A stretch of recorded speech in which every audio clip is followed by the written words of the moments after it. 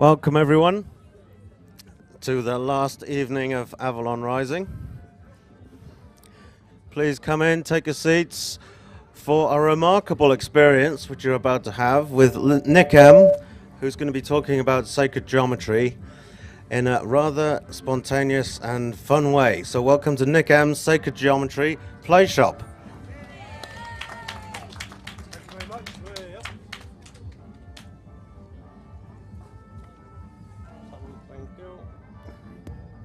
Hello. Well, thank you very much. To this evening's introduction to sacred geometry. It's described on the normal posters as a journey, a roller coaster ride from the dot to hyperspace with no previous experience necessary. That's exactly what it is. I'd like you to remember as we go through this, I'm going to do a bit of description, but there's always going to be pictures of, or nearly always pictures of what I'm talking about. So you can kind of imagine it in your head, but I'll show you pictures of it anyway. Bear in mind that actually the geometry is going to be doing all the talking to you. You've got resonant counterparts for all this stuff inside your bodies, and all I'm doing here is spoiling the silence. So it doesn't really matter too much. The thing is, it's a really beautiful story. It's got a bit of a density warning on it. There is an awful lot of material in this talk. We're going to do basically a term's work in about an hour and a half. Also, to my knowledge, the information actually in this form isn't available in sort of a printed form or anywhere else. It's been kind of assembled from a whole load of sources, to which I'm really grateful, really. But so you will find yourself wandering off a little bit every 15 minutes or so. It's very difficult to concentrate anyway, but believe me, the information will go in no matter. Each of us are made up of billions of lines and centers of vibrating energy, and the distribution of this energy is governed by the same geometries that define the cosmos. From the tiniest quantum event through all of biology to galaxies and the hearts of stars, these are the shapes that consciousness built, that make the house that consciousness built. There'll be no sums in this talk, just shapes and images. Your biological system is already ready to receive all of these bits, and sometimes there won't be time here. Sometimes I can do kinesiology, which shows that these are physically welded into your system, these shapes. Having said all of that, considering it's so intimate to you, it is, of course, it's pretty unfamiliar. The very phrase itself is a bit puzzling. Sacred geometry. We've heard a lot in this tent this weekend about geometry. Geometry is the measure of the earth, if you like, because Earth is where we discovered it all. Actually, I prefer to define geometry as the way that number fills space. So we're going to see how it moves from a simple dot into all of this multiple forms that we've got in front of us. The word sacred also, of course, is a little bit difficult. You can find lots of dictionary definitions. I choose to define it as that which remains whole over time, because we're aware, are we not, that our science is constantly being rewritten. As something's discovered, the thing that we thought yesterday is no longer believable. Same with our religious texts. They get developed over time. The Bible gets kind of tweaked about every 200 or 300 years to make it suitable for the population to which it's currently being presented. Well, the information we're looking at tonight is older than all of our oldest texts. It was probably written down about 350 BC by a chap called Euclid, who was a Greek, and since that time it hasn't changed. This information has remained absolutely consistent, and that, in my opinion, is what makes it sacred. We've learnt a little bit more about the nature of geometry. We've learnt a whole lot more about how it applies. I mean, anybody who saw John Byde's talk, or the talk earlier on this afternoon with the house whispering gentleman Christian, all of those were applications of the basic principles I'm going to talk about here. It's at the foundation of the human design. Your immune system is geometrically based. That's how, in its uninterrupted, in its uninterfered with state, your immune system can deal with things that have never been seen on planet Earth before. And that's because these geometries are true throughout the cosmos.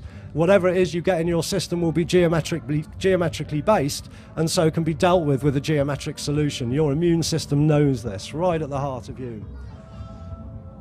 Much of this also can be done with no maths and no protractor, no means of, if you like, of measuring angles. You can do it on a piece of paper just with a straight edge and with a pair of compasses and a pencil. If you're doing it outside, you can do it with a peg and a rope on the ground and some spray paint or sand or what have you.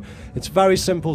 I always recommend that if you feel fired up by what you see here, then one of the best ways you can engage with this material is to go home, get a piece of paper and start drawing it. And eventually you'll find yourself doing these marvellous things that Louise has done for us around the place. This is where geometry leads you if you start experimenting with it. The principles of this geometry have been used in all of our sacred spaces as well, so it doesn't really matter whether you're dealing with a burial mound or a barrow or a church. All of them will be bounded by these geometric boundaries that we're talking about. So that's a quick intro. I'm going to start off with a nice simple shape for you. Hopefully, can everybody see that and still hear me all right? This is, everybody okay with that? Do shout, because I can't see you. Yeah.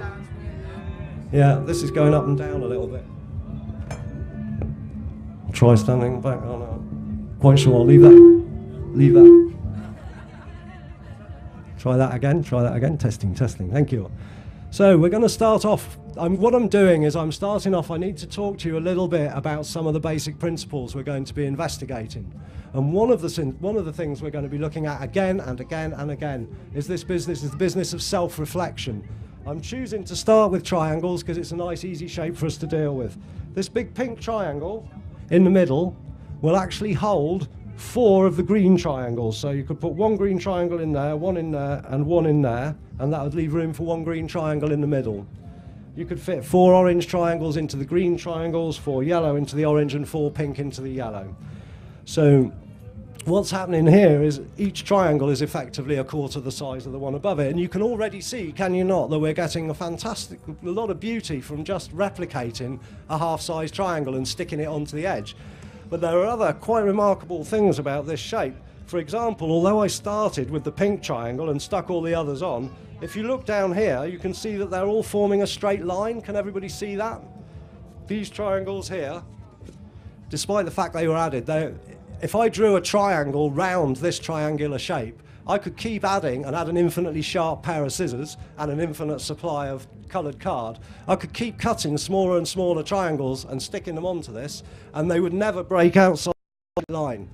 That's one of the important things about living in the 3rd dimension, is that you can't grow without taking up the space of something else. If you put something in a box and grow it, eventually the box will become full.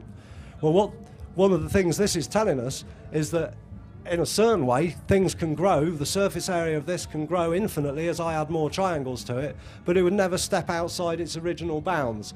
Now, that's something that happens in higher dimensional space. Somewhere in higher dimensional space, all of us are sharing a space energetically, and you wouldn't be able to see the difference between us.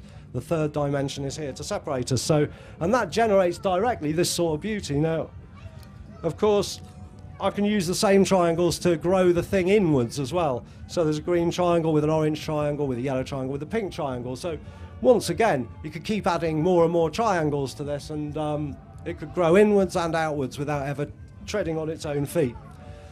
Another important thing to notice about this is the idea of an upward pointing large triangle with a downward pointing small triangle inside of it, because that we are again going to come across time and again in this talk.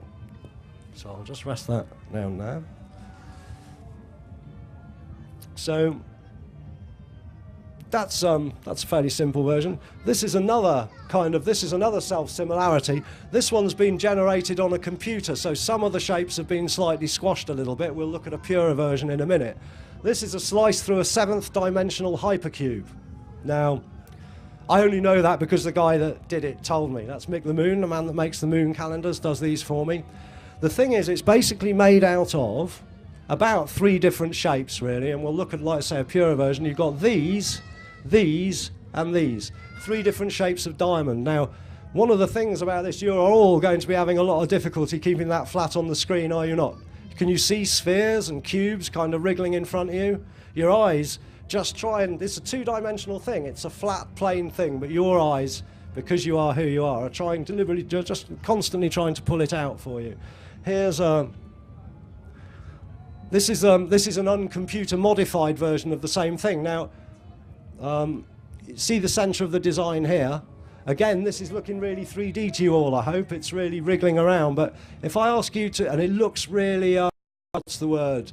uneven, looks kind of unbalanced. Your eye's constantly wandering across it, trying to find a pattern. Well, if you look at this 7-pointed star in the middle here, and then let your eyes just move in rings out to here, and then out to here, and then further and further out, and what you should see is something that's actually very, very balanced. It doesn't look like it to you, but that's because it's got 7 points in the middle and not 8. So your eyes are trying to sort that out. This is called a Penrose tiling, and once again, this shape is made out entirely of that shape, and that shape.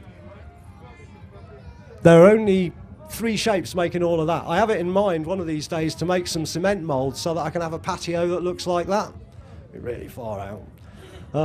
So that's one. These are kind of forms of fractal, really. We call this growth by self-similarity fractal growth, where things can just develop with the knowledge they've got, and where each little bit contains enough information to rebuild the whole system. Modern versions of these, is that right? Are we going to do that? Okay. Right. Oh, well, that is a major nightmare.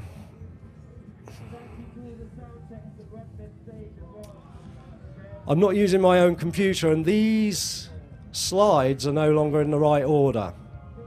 So I'm just thinking about how exactly I'm going to deal with that. With some bloody difficulty, I think. Very difficult to do that, John, because none of these aren't where I want to go at all at the moment. Also, they're all squashed, so they ain't going to look very good. Right. In that case, I'm just going to have to try and talk you through it. Oh, no, that is... Right, okay. That's what we're going to have to do then. They're numbered, they've got numbers at the beginning of the file name, so they should turn up in order. That's why I do it, but it's a Mac, it likes to take control. I'm just going to have to wing it then, guys, I'm sorry. No. So what would normally happen at this point? What would normally happen at this point is I would show you a fantastic multicoloured picture of a Juliet or a Mandelbrot set. It's absolutely amazing fractal. The actual maths for doing fractal designs like that were first thought up by a chap called Leibniz about 200 or 300 years ago, but we couldn't actually produce fractals so that we could look at them until quite recently. And that meant that we could see these fantastic coloured shapes that were forming as a result of very simple arithmetic expressions.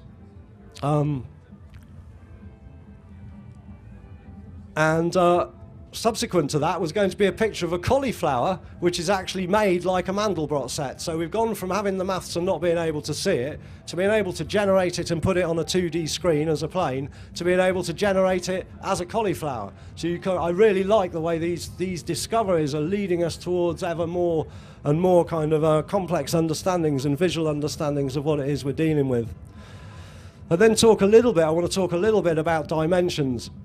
It's quite hard for us, being 3-dimensional creatures, to imagine what it might be like living in a 2-dimensional world. And we're going to be dealing with plane shapes. This is a triangle. It's a plane because it's kind of flat and it's got no edge to it. One way to imagine life in a 2D world would be to, say, take the surface of a lake. You're standing at the edge of a lake, and just imagine that on the top of the lake there's some creatures, and they've kind of got width and length, but they haven't got any depth at all, no depth at all, so they just exist on the surface of the water.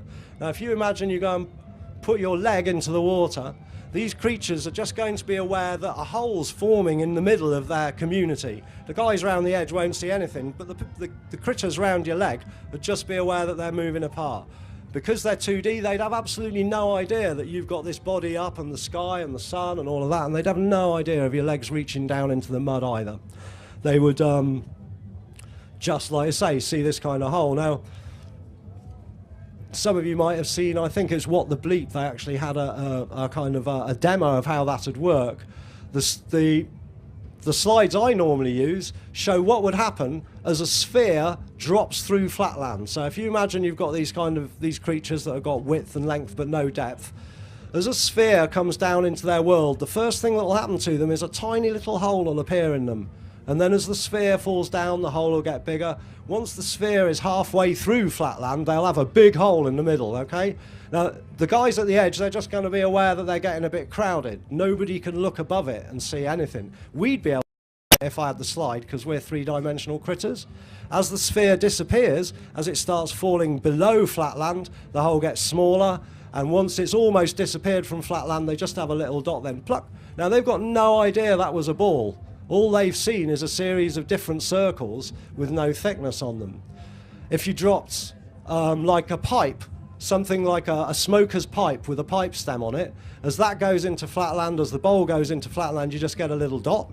And then as the bowl falls further in, you get a bigger circle. And then maybe this bit of the pipe goes in and that bit. So you'd end up with some little shapes as well as the circle.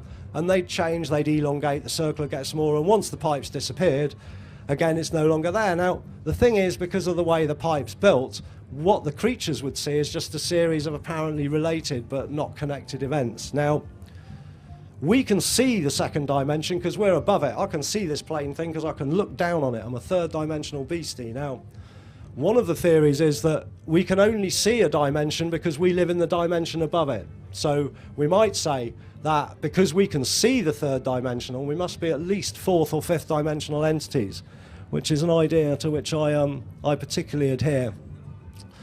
You can do stick diagrams. We've seen, you can see how this thing wriggles about. You can do a diagram of a cube that does the same thing.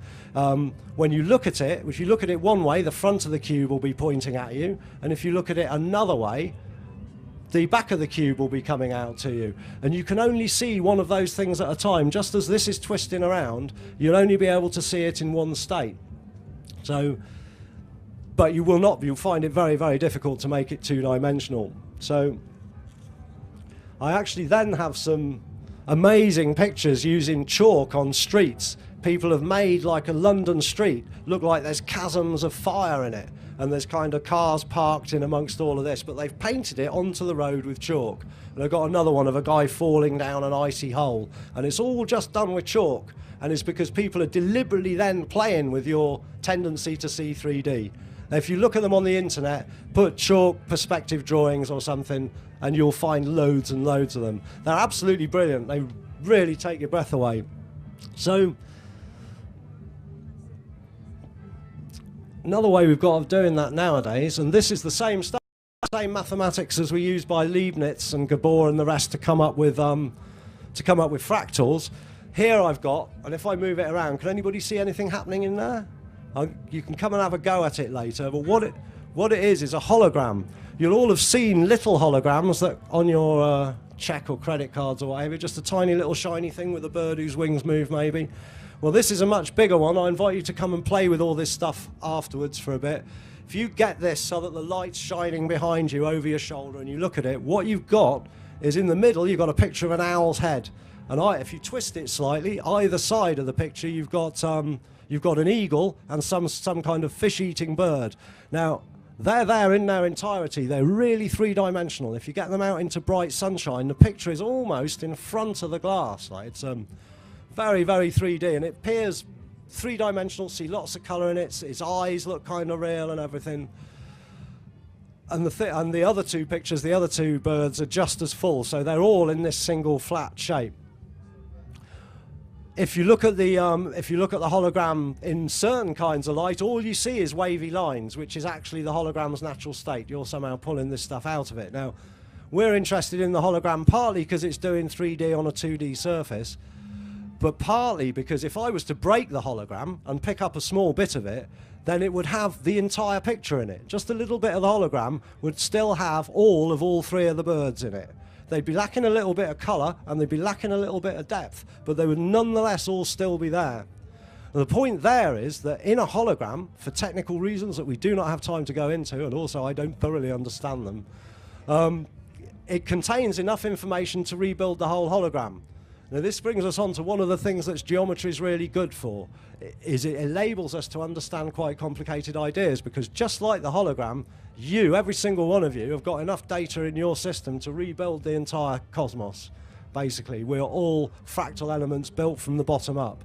So these are all things that are used in generating our real world. Now, That's a trick piece of technology, okay? That's your hologram, pretty expensive, pretty flash, need all sorts of cameras and stuff to do it.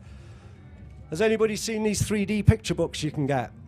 These are eye tricks. Some of you will have, they've got several of them here that look blurry like this one are actually quite difficult to do because you don't know what's going to jump out at you. The ones that have got repeated pictures on them like this one are much easier to do because this just turns up as a 3D picture, but it looks just like that. Now, the funny thing there is you are looking at something which has just got a bunch of swirls on it, just like that hologram. That's the natural state of the hologram. But without any lenses, without any trick photography, without any lasers, your head is pulling 3D out of this flat sheet. Okay? So that's got to make you start wondering about the nature of the dimension that you're living in. The first one of these that I ever saw was a postcard. It's actually on here somewhere. And when it worked for me, I'd tried it for ages and ages. It really took me some time. But what eventually happened was these coloured columns of light just come off the postcard that I was looking at. Swirly patterns they were, and they were so real that you could almost tilt the card and look underneath some of the shelves of colour that were coming out of this thing. Absolutely astonishing. And the other thing is that if you look at the postcard or the book, if you look at the base of the picture as you pull it into 3D, it goes spherical. There's a reason for that, I'm sure. It's because I think nearly everything we do turns out to be spheres. But that's showing you that this idea of dimensions, the first, the second, the third, the north, they can't actually be separated from each other. They're all part of this dimension that we're living in. So when I pretend in the talk that I can separate them, it's really just for illustration. Geometry itself actually starts with a sphere. We've got one here.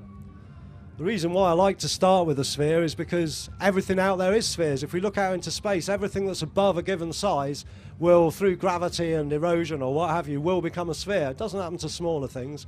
We live on a sphere. We look out at the world through spheres, of course. And of course, the first cell, all of our cells are spherical. The first cell is spherical. So we're born of spheres. Also, all of the shapes we're going to be looking at today are ways of breaking a sphere into equal parts. And of course, that's what happens to us. First, we start off as one cell, then it divides into 2, then 4, then 8, and what have you.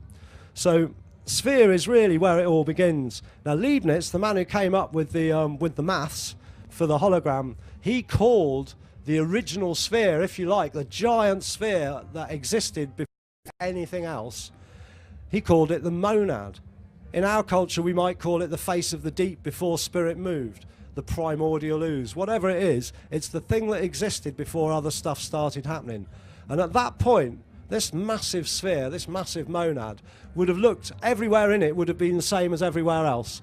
And everywhere you looked would have looked the same. And that, of course, is kind of what we've got now. We've got a kind of Big Bang theory that does the same thing, which we'll reach at in a moment. The Greeks called this to be stable, the monad, it was to be stable and oneness.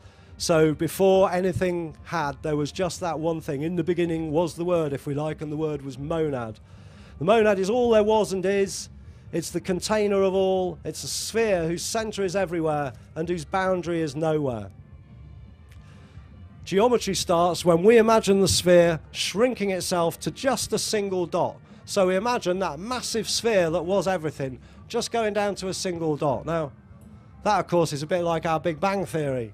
They think the whole place, the orthodox theory has it, that the whole place started as a tiny little dot, which was infinitely heavy and infinitely small, so it had absolutely everything it needed in it, including a few imperfections, which turn out to be the matter that we see around us. Now, that tiny little dot at the point of the Big Bang goes whack, and it becomes absolutely everything. From being negligible, so small you can't see it and containing everything, it goes to be absolutely massive and containing everything. And the scientists tell us that at the moment, the cosmos, it's pretty much the same wherever you are in it, and wherever you look, it looks pretty much the same. So if we were looking out with a telescope, what we'd see is all the galaxies running away from us at an increasing speed, but at the same speed as each other.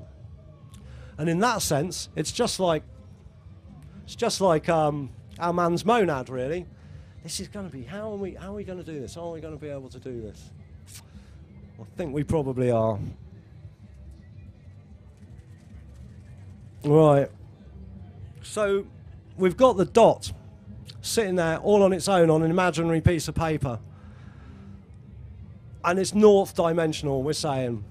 And we imagine that it's spirit sitting there in the middle of its monad, just this little point of concentration, thinking, what am I going to do? So spirit draws a circle around itself so that it remembers where it is, and then it moves. Spirit moves to the outside of its circle, and it draws another circle. And it makes the shape that's known as the vesica piscis,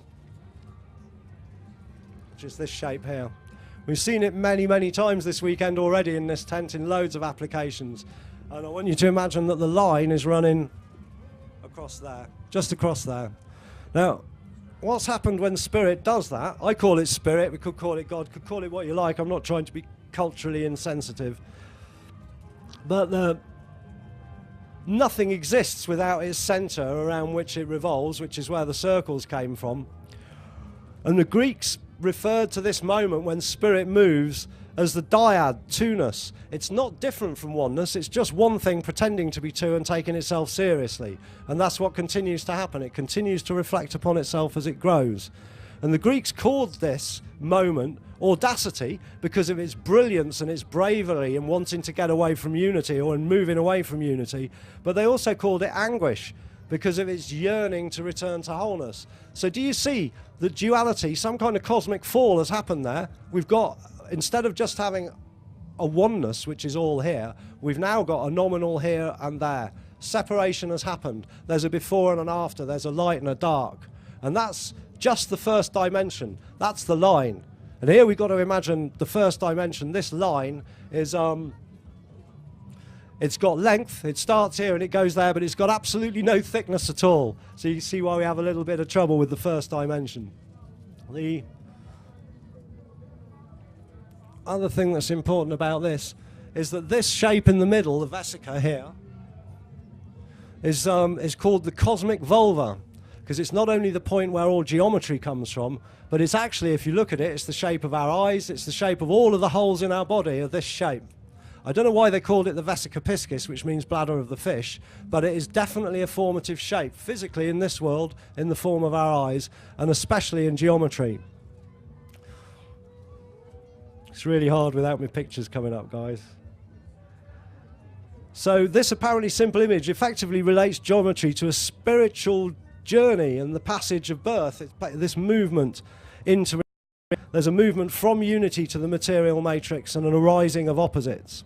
What I normally show at this point is a picture of a thing called an hourglass nebula, which is exactly a vesica piscis. It's two circles of red dust out in space about 8,000 miles away, 8,000 light years away from here. And in the middle, where this is a massive green and yellow eye. So it's like there's been two explosions in space, although the scientists say it is framed by an unknown process, this hourglass nebula, and then the interference of those two forces, the interference of those two rings, creates something in the middle. And we're going to see that that's really how Earth works as well, all this kind of interpenetration of different forces. But so that would be an hourglass nebula showing you basically a giant vesica piscis in the sky.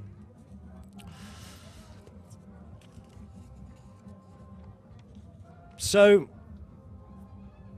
we've got a line, we've got a nominal line across, I might go and have a go at my pictures in a minute, but so we've got a line across here, which is the first line. It's the first dimension, its length. And the quickest way that spirit can get back to where it started from is to shoot up to this point here and then back down again, and it makes a triangle. And in a way, we could actually stop the talk there, because it turns out that absolutely everything is made up of triangles. And also the important thing about the triangle is it's 3 in 1, triunity. It runs through all of our sacred texts. And that's because once you've got the line, you've got, say, an I and a U, you've got a kind of point at the top. How you choose to resolve that point might well decide whether something perpetuates itself or whether you can bring it to an end and start something new. So the triangle allows us, gives us the ability to have a resolution of the opposition from the line. Do you see? So we've already got a kind of balance. And the triangle comes up just in the vesica piscis. Now, because I've seen the next picture, I happen to know it's the one I want now, I hope. These have obviously been completely trashed by the screen. They have been elongated, so they will unfortunately not be singing to you as they should. Oh God, they look fine there. That's interesting. Very good. They look great. Thank you. So what I've got, what would have been here with the original vesica is we'd have had a triangle in there. Okay, ignore the square. Here's the first two circles we did. Now, if we want to get any more shapes out of this, the triangle is the only one that will come out of the vesica. Now, there'll be other people who've got other ways of doing this, but you can see we've drawn a third circle here. Basically, this circle is centered there. These two are centered on each other's side. So this circle is centered there. We draw a circle, and straight away you can see, if I can pick it out for you, that we have a triple. We've got that Celtic triple knot in here. Can you see that? It's again, this was described earlier as one of the most powerful shapes in creation, though we can't remember the name of it. I'm not particularly interested in the hexagon at the moment. What I'm trying to do is show you how these shapes arise really easily. All of these are done without a protractor. I've drawn all of these just using a straight edge and a pencil. But the reason why the hexagon's there is because it's where we get the cube, where we get the square from. So we've had a triangle, and down here we've managed, can you see how we've drawn a square within this hexagon? As it happens, the three-dimensional version of a square is called a cube, and its proper name is a hexahedron. So it actually is a six-sided, this is connected with that. But, so we can get a square by drawing, we've had a triangle in there, and we've got a square. Those are the first two of the plane shapes that I'm interested in here. If I'm really lucky. There we go, yeah. The third of the plane shapes we're interested in is called a pentagon. And it's got 5 sides, and it looks like that. And in order to do that, in order to draw a pentagon, I've got to have another circle down here. So what I've now got is I've got the circle I originally started with and 3 circles round it. And from those 3 circles, I've been able to pull a hexagon, a square, pentagon, and a triangle. And those are the 3 basic shapes of creation, and they can all be done using this flower life design. We'll see that as we get onto third-dimensional shapes, hopefully, we're going to need the other 3 circles down the side. But those 3 plane shapes bring us on to the third dimension. These are all effectively flat. They're lying on the screen. But Spirit decided, first of all, I think, to build with triangles. And here I've got something which I'm going to have to... Here I've got the first of our 3-dimensional shapes. It's called a tetrahedron, and you'll see as I move it around, it's all made of triangles, and no matter what I do with it, it looks the same to you. Now, it's got 4 triangles on it, which means effectively this could have started with a triangle, thrown it up here, and it's got 3 more triangles. It's got 4 sides, 4 faces on it. All of the sides are the same length, all of the faces are the same size. And if I was to put a sphere around it, the points would touch the sphere, but the faces wouldn't. If I was to put a sphere inside it, the edges of the sphere would touch the faces of this, but not actually the edges. And that's, if you like, the true nature of opposition. It's more a matter of cooperation. Plato, after whom these 5 shapes at the front are called the Platonic forms, and they're the simplest way of dividing a sphere. This divides a sphere into 4 triangles.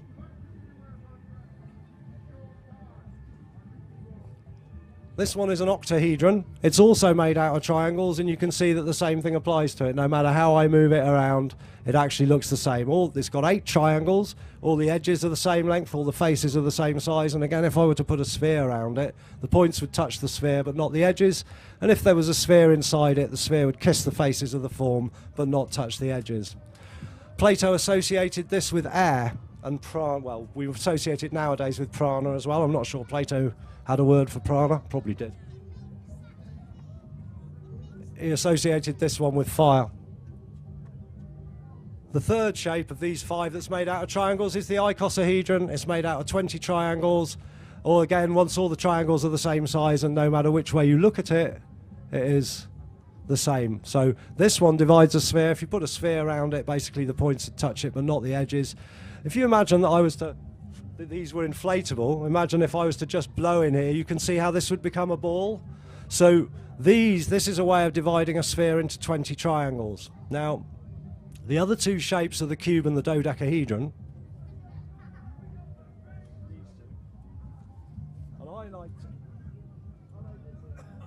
I like to think that as Spirit created the octahedron, which is a pretty unique shape. The pyramid at Giza is probably the only pyramid in Egypt that is genuinely this shape.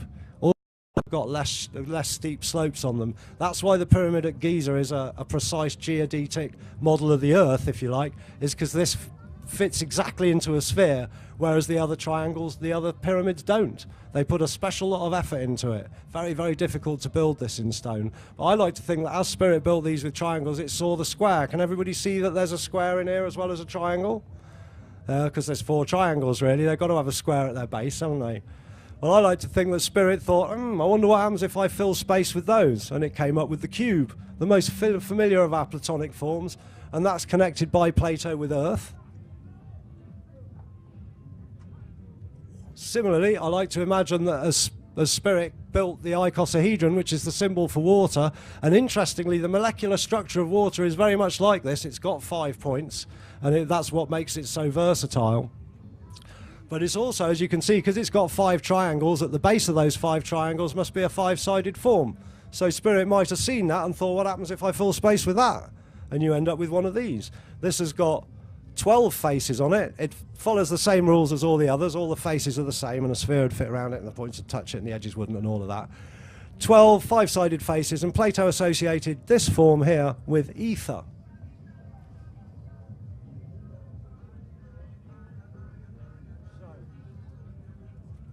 Those forms are the only 5 ways of dividing a sphere into equal portions, apart from the chestahedron, or whatever it's called, John, which isn't included in this talk, alas. This one divides a sphere into 8 triangles, this one into 6 squares, this one into 4 triangles, this one into 20 triangles, and this one into 12 pentagons. Now, the thing is, it's now been arithmetically proven that there isn't any other way, really, of doing that. But all our other shapes develop from that. All the other shapes we're going to look at grow from these 5. And in a way, they all grow from the triangle. But before we see how these other shapes grow, I'd just like to have a look at another aspect of this. This is going to involve a little bit of work. I'm going to see what picture comes up next when I press the button. We'll just have to... What I'd like you to do is imagine that instead of this, you can see that it's like a dice, and we normally have 1, 2, 3, 4 on each face. I just want you to imagine that there's a single dot on each face of this cube, okay? And then I want you to imagine that this spot on the top is connected by little beams of light with the dot on here, the dot on here, the dot on here, and the dot on there, okay? Everybody happy with that? If you're not, say no! Excellent. Dot on the bottom is also connected by little beams of light to these faces. Okay, is everybody happy with that? You should be able to have a shape in your mind now. I'm not surprised. Hopefully the picture I want will come up next. No. No. Sorry guys. Now I know what's coming up though. That's useful. All right. Okay. How about this? Right. How about this? I'm going to need... There we go. I'll just squash my octahedron. Okay. Because we haven't got the pictures, that's what you've got, basically, because this has got a point at the top and a point at the bottom and 4 points around the edge, and this has got a spot on the top, spot on the bottom, and 4 spots around the edge. It's this, okay? Happy? Yeah, you can see if I hold it up, you can see how, if this was smaller, it would actually fit in there. Well, obviously the same thing applies to this. If I put a dot in the centre of each of those 4 faces and join them together, I get a square, do I not? And because this is the same no matter which way you look at it, there must be another square here, another square here, another square here, and another square at the bottom, giving us a cube. So these 2 things, earth and air, which look like separate things, are in fact reflections of each other. They're kind of etheric opposites. And that, once again, is an indication of how opposites are. They're supposed to lead to progress and to building things up, not to a kind of contraction and collapse. Opposition is really a form of balance, and the geometry here is showing us that. Now, if you imagine that in this cube you've got a very, very baby one of these, okay? Imagine that this is smaller and that it's living inside here. And imagine that this starts growing. What's going to happen is the points of this octahedron are going to come out of these various faces, and then I want you to imagine that the octahedron grows until its edges are the same size as this. And what you'll get is something that I'd really like to show you a picture of, but I can't, so I'll have to show you the real thing.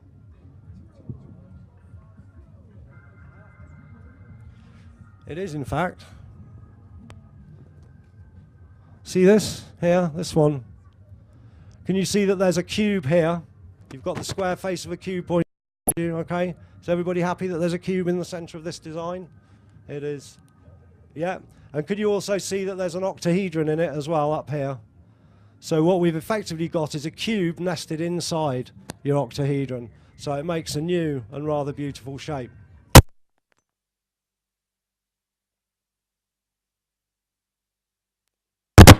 Sorry, speakers. Right. Now, that's another thing, is these things really, they're like photographs. It's like a photograph of a waveform. That's much more what the geometry is actually like. It's like a pulsating imaginary thing, but they do spin very well, you're right. Well, if we now move on to our dodecahedron, if we imagine that there's a point, a dot in the centre of all of those faces, and you join them together, because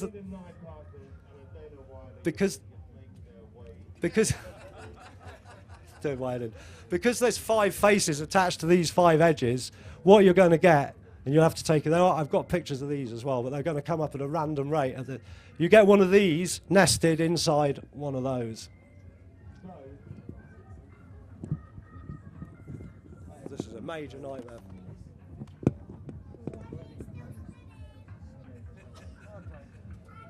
So, and the same thing applies to this.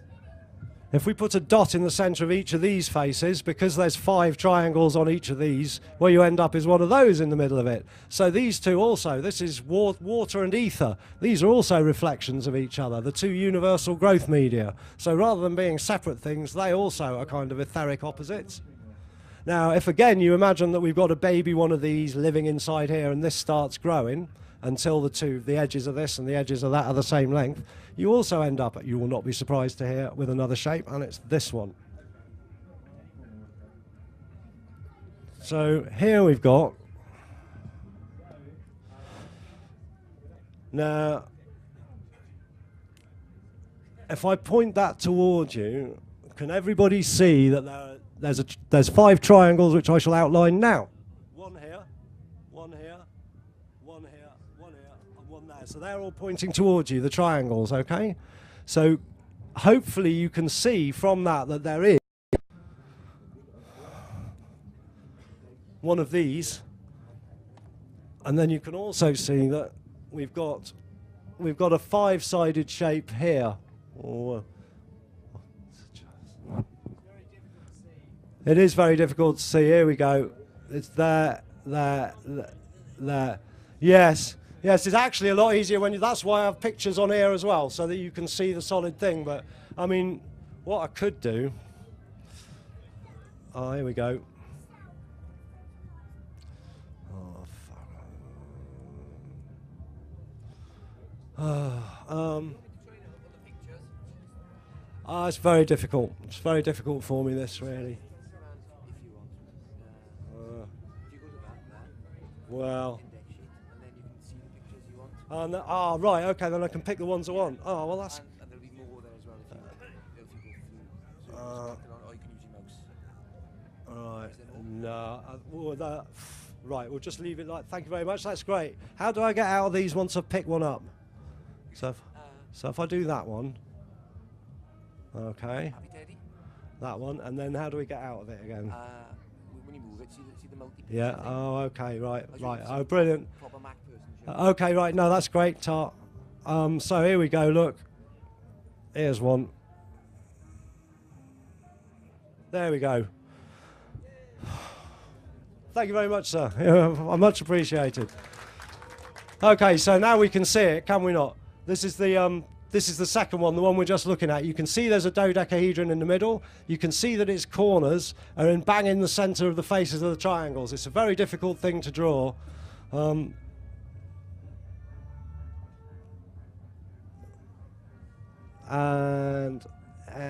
oh, there we go. There's the other one. There's the icosahedron inside the dodecahedron, okay? And the shape we're looking at here is that one, okay? So hopefully that makes it a lot easier for you to see. That's why I try and do them on the screen and with these, because they look thoroughly different. This one has got, you can see, here's the icosahedron, there's your 5 triangles, and you can see the dodecahedron is here. Okay. Now, an interesting thing about these two shapes is that if I hold this one up, you can see that there's a big triangle with a little upside down triangle inside it. Can everybody see that? Yeah, okay. Same thing's true of this one. I'll just point it out. Here's a downward pointing triangle and an upward pointing triangle. Same thing, okay? So not only are these two shapes made up of two forms that we've already identified, they're both actually made up of, somehow, they're both made up of planes which contain a big triangle with a little triangle inside it. That leaves us with one of our original shapes, this one here, which is the tetrahedron. How many things can you juggle at once? I don't normally use a mouse either, you see, so... Hey, here we go. It's not on the page, that one.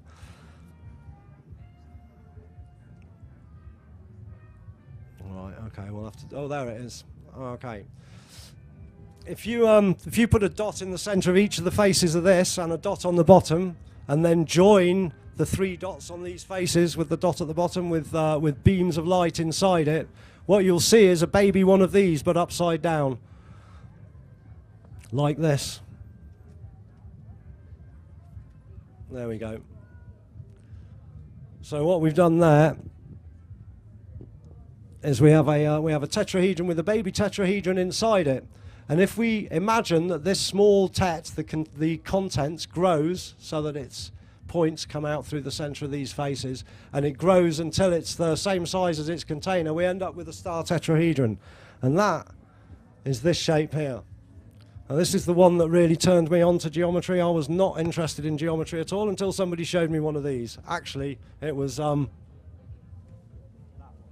like that. It's really, really useful, this. I could do probably a whole talk on the star tetrahedron. So it's better to go without questions until the end, because otherwise we can really get diverted at this stage, because everybody has different ideas as to what this is, and all of them are right. What we've got is a tetrahedron pointing upwards and a tetrahedron pointing downwards. I've tried to make it so that I could have a blue upward pointing tet and a red downward, but I haven't done that. I couldn't do it, so I put shiny critters on the upward pointing one and not on the downward pointing one. Can everybody see that? Okay. It's a very, very fascinating symbol, because we can imagine that instead of growing one tetrahedron inside another, you can imagine one of them pointing up from the ground and another one pointing down from the sky.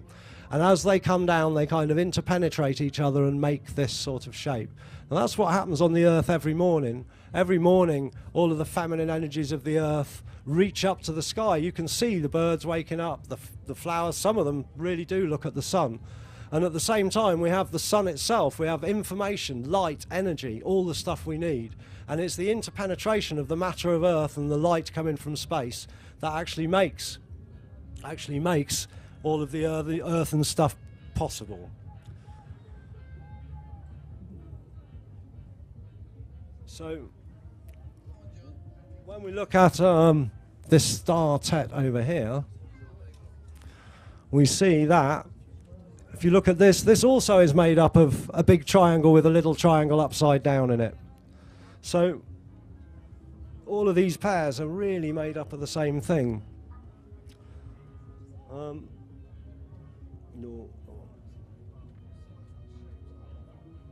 What I'd like to do is just quickly, I want to show you just quickly. Oh, okay.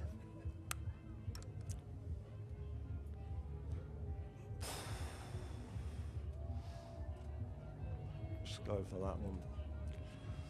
I just want to show you quickly how these three, because I would have normally run through these as I introduced the three-dimensional shapes, so that you could see how, when you've got the whole flower life, when you've now got a circle in the middle and 6 circles round it, and that enables you to generate things that look like the three-dimensional shapes. So we use the 3 circles on the left to build two-dimensional planes. When we add the other 3 circles, we can start building 3-dimensional shapes on a 2-dimensional surface. All of them will do that. You can grow, you can get.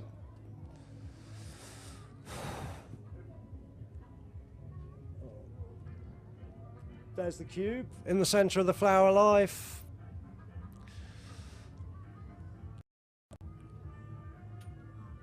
There's the octahedron and the tetrahedron in the center of the flower life.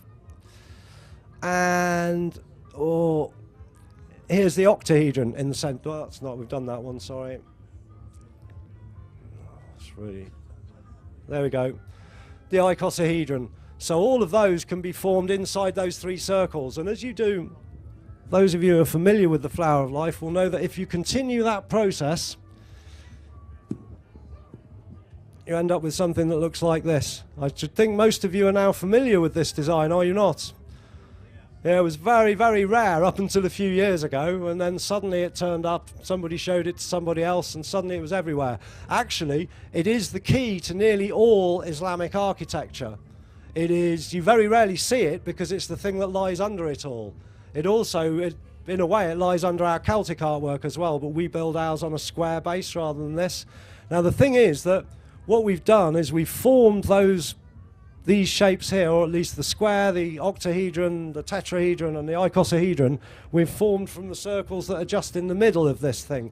If you want to do a dodecahedron, if you want to do the sign for ether, this one, you have to have a much, much bigger version of the flower life, which looks like this. Here we go. There we go. If I actually want to pull a dodecahedron out of the flower life, I've got to have the whole thing. Can you see how it's being, this thing is being projected from out here? The lines to draw that are from out here. And actually, we've had to cheat a little bit to do that. Because these are naughty lines. These are lines that are not in the design. I have just discovered, though, that if you add another 2 sets of circles to the outside of it, then you get a proper dodecahedron in there. Also, I'd just like to mention this 5-sided shape used to be one of the big secrets of the world. It did. It was how you got into the geometry club. If you could draw one of those without using an angle measuring device, Plato would go, all right, you're in, mate. So it wasn't until Leonardo da Vinci started publishing his books that anybody actually wrote down how to draw a 5-sided figure.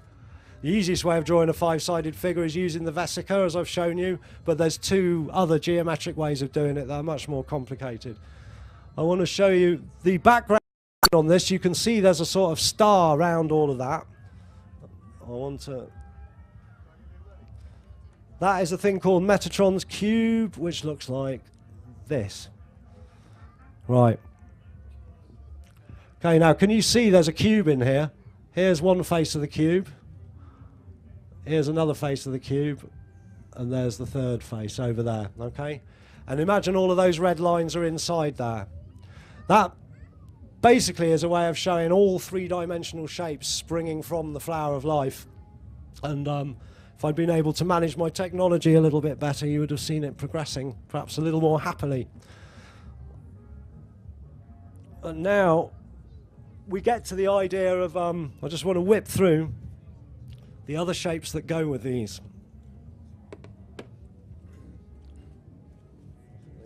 Like that. Don't know where my tetrahedron is. There it is. Oh, for fuck's sake.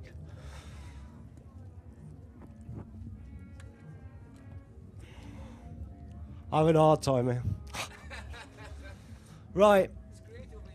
Brilliant, that's all right. Is everybody all right? Yes, right. Excellent, thank you very much. It all seems, it's all not quite usual to me. There are 13 more shapes in this little box here, which we're going to look at. And the other one is not there. There it is. You've got to laugh, haven't you? There we go. Right.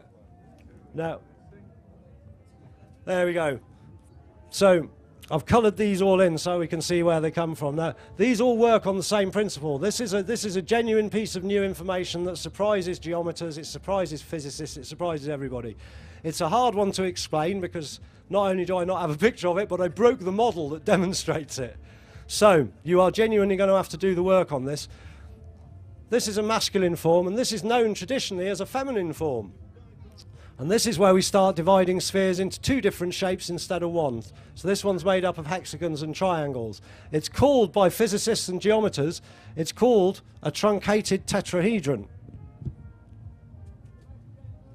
And you can see why it's called a truncated tetrahedron, because somebody's chopped all the corners off it.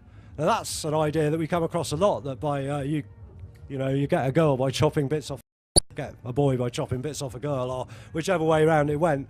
Well, we discovered that, in fact, if you imagine, what I want you to do is I want you to imagine these three ribs here just floating apart until they're as far apart as they are long. And what you should have in your mind's eye is three ribs that you could join together with a triangle, yes? Obviously, if you've got three of them, when you join them up, they're going to be a triangle. So we can actually grow this feminine form out of the masculine one. We don't have to chop bits off it to do that. That's exactly the same for the others. This tetrahedron, the truncated tetrahedron, whatever we want to call it, takes a sphere and it divides it into hexagons and triangles, six-sided and three-sided forms. The same rules apply to all of these. I'm not going to go through them in any detail because you'll very, very quickly get the taste for it, I'm sure. This is a truncated octahedron, and it's called that because they've chopped all the points off it again. But the same thing applies. If you look, this one's hexagons and squares, six-sided and four-sided. So if we imagine these four ribs growing apart and we joined them up, we'd have a square. So again, we can grow the truncated one. We don't have to chop bits off it, which I think is far more the way we're going. As we're moving into these shapes that are derived from these, we would expect them to grow, would we not? We wouldn't expect them to get smaller and have bits missing off them. It's rather a strange way of them putting it. Now, the same is true of all of these. They all do the same thing. They're all called truncated cube. You can grow one, you don't have to truncate it. The truncated cube, that divides a sphere into 8-sided and 3-sided shapes. The truncated icosahedron divides it into 5-sided and 6-sided, and the dodecahedron divides it into 10-sided and 3-sided. So effectively,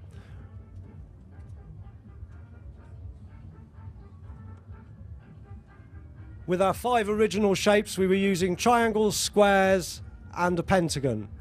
Now, for this second set of shapes we've got, for the feminine set of shapes, we're now having to deal with doubles of all of those. So we've now got 6-sided shapes, hexagons, 8-sided shapes, octagons, and 10-sided shapes, decagons. And in order to make these other forms, those are the only shapes we need. So I think we've got a picture of that springing from the Bessica. Hold on one moment.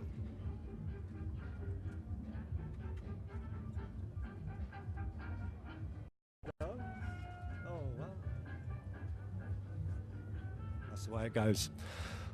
Right. So the next set of shapes we get are a further development along these lines, and only some of them actually grow. Oh, I remember the other two I wanted to deal with. That's why I'm having a problem. I want to return to this here, this shape. Now, does everybody remember this one? It's a mixture of a cube and an octahedron. It would look like, it looks like this. Now, when we last looked at that, we saw an upside down triangle inside a bigger triangle, didn't we? I want you to imagine now that when you look at it, you imagine it with all of these points missing, with all of the points missing from the form. And when you look at that, what you'll see at the root of that is one of these. This is an extremely enticing combination of squares and triangles. It's coloured in green and yellow to show you that it's grown from the cube and the octahedron. And this one, Buckminster Fuller called it vector equilibrium. It's a very, very beautiful shape and one that we don't see around very much. And what it effectively is, it lives at the same level as those 5 truncated shapes I've just shown you. It's part of their family, and it lives between the square and the octahedron.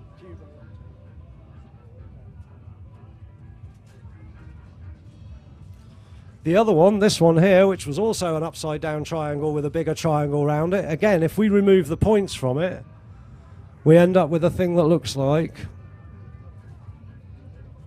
this. And this one is a mixture of pentagons and triangles. It's what sits at the roots of the marriage of water and ether. And that also lives in that first row.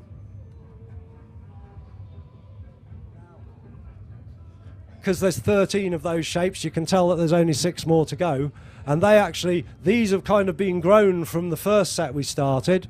The next lot also grow from the row that we've got to. It's quite a complicated process, but I'm going to start with this one.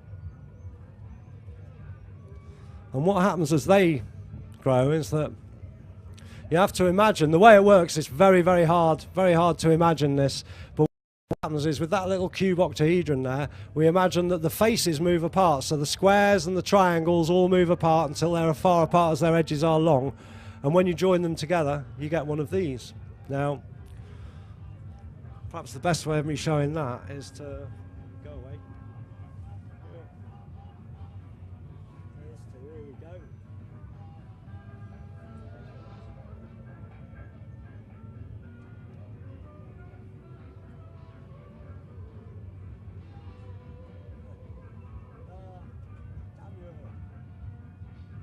There's one of those 3D pictures. Are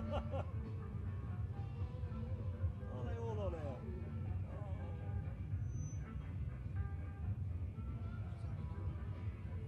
My world, I'm not sure. I think they're supposedly all there. Right, okay, well, so we can grow one of these from the cube octahedron.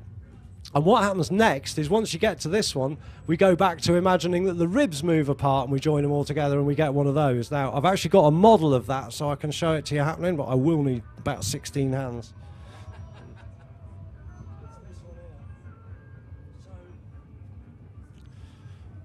What's sitting in the heart of this shape here is one of these, okay? You'll be able to see this one's got squares all the way around its middle and all the way vertically and horizontally. And if you look at this, you can see it's got squares all the way around its middle, inside, and all the way around its vertical middle as well. And we can then see, if you look in the top of this and look at the square there, which is the square that's on the top of this one, okay? And what happens with that square is this rib moves to there, this rib moves to there, this rib moves to there, and this rib moves to there. And then they're joined together. Okay, so that gives you an octagon from the square. The 4-sided turns into the 8-sided. And so we end up, effectively, with one of these wrapped round one of those. And I did make some models specially for it and took some pictures of them, and they're not there. But I will be able to show you pictures of the other set, hopefully. So I love these shapes myself, these ones. And the other thing is here we get to see how the immune system works.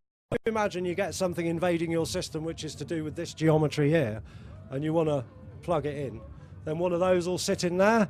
You could also fit one of those cube octahedrons would sit in here if it was the right size. So we're starting to see when we get to this kind of level of growth that we get things that are going to fit inside other things. Now, those effectively grow out of that one there.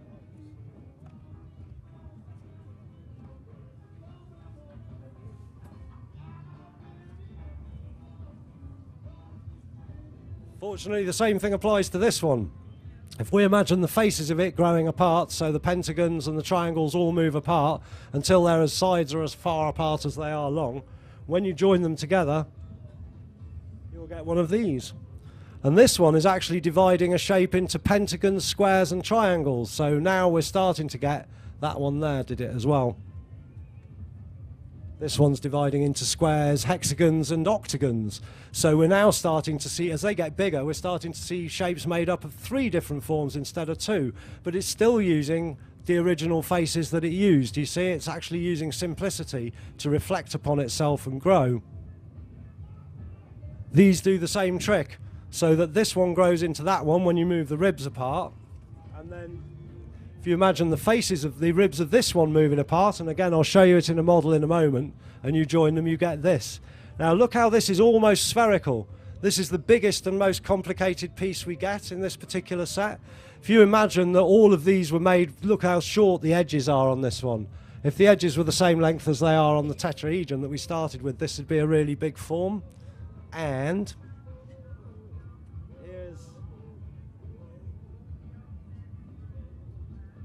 there we go. that is how this set works. You can see that we've got, we kick off with an icosahedron here and a dodecahedron. I've got these are the Lumino brothers, the artists formerly known as the Grey Twins, and they're there to give you some idea of size. Here's one of them. Hello. And both here. Hello. So those are that big. You can see them standing there, and you can see there, made out of magnetic sticks and balls, all the edges are the same length, so you can actually see the things getting bigger. This one's got 20 triangles in it. This one's got 12 pentagons in it. This one's got 20 triangles and 12 pentagons, okay? So we've got a melding of these two. This one's got the 12 triangles, the 12 pentagons and the 20 triangles, and it's got a number of squares on it as well, which I can't remember. But what it's done is it's expanded itself and filled its gaps with squares.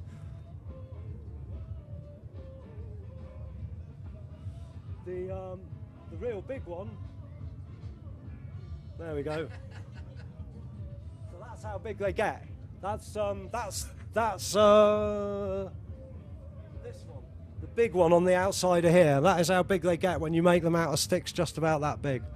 So these shapes, as well as reflecting on each other and all growing from those original forms, they're also developing in size and complexity, but by using the simple means that they've already established. Can you see that? Nobody's coming up with anything new or flash here. They're just quite simply experiencing what's gone on before and playing with it, adding a little bit here and a little bit there, and getting extra size.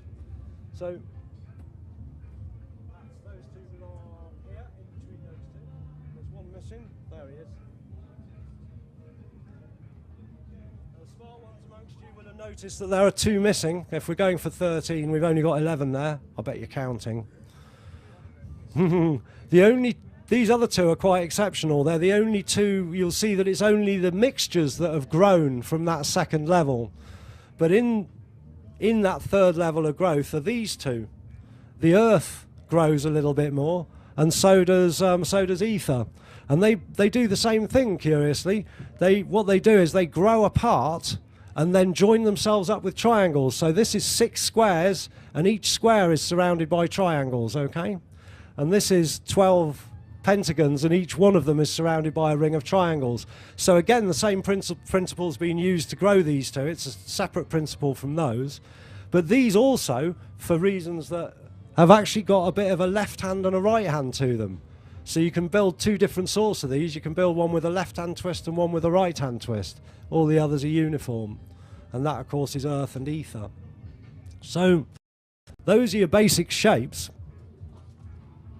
Just going to have a drink of apple juice, which I didn't spill. And we'll move on to, those are the basic things. What I want to do is now have a little bit of fun with some of the shapes and see how they actually apply and how some hypergeometry and things like that. Is everybody happy out there? A quick question. Are you sure?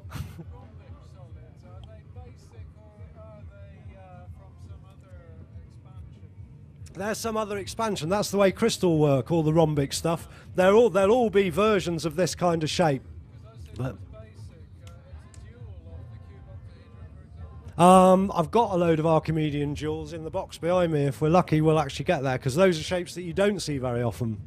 Let me just see how I'm going to handle this. I'll just have a quick refer to all my pictures again. And, oh, okay, yeah, let's have a quick look at growth, shall we? So we see now these things can just grow by reflecting on each other, and so long as they keep the same length side, they just get bigger and bigger by growing from each other. This is a picture of a Fibonacci spiral.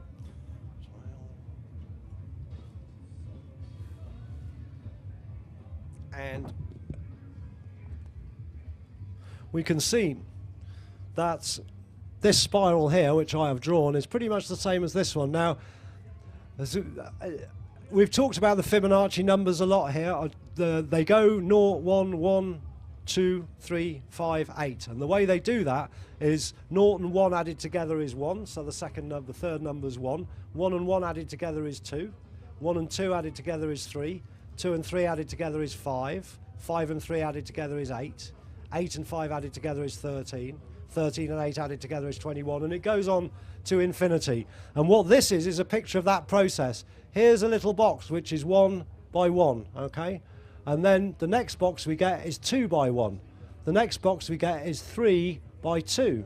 The next box we get is 5 by 3, that one there. The next box is 8 by 5. And then you simply draw a kind of radial curve right the way through them. And this is everywhere in nature. We can see it here in the fern, but can you see it's also in the little bits of fern that are going to curl off the big bit?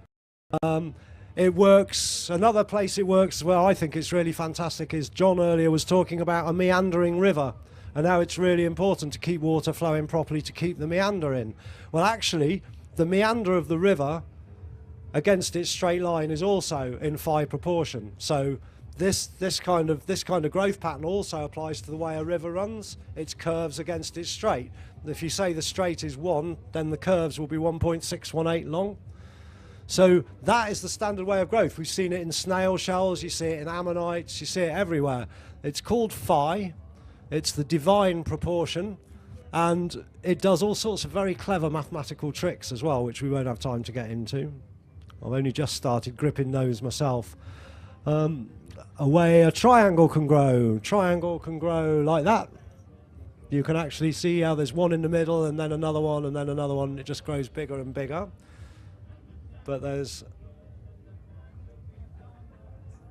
here's a more interesting way for triangles to grow. I love these. This is called a Sierpinski sponge. Start with a tiny tet, okay? Now, each one of these is made up of 4 of those. There's 3 on the bottom with 1 of them on the top, okay?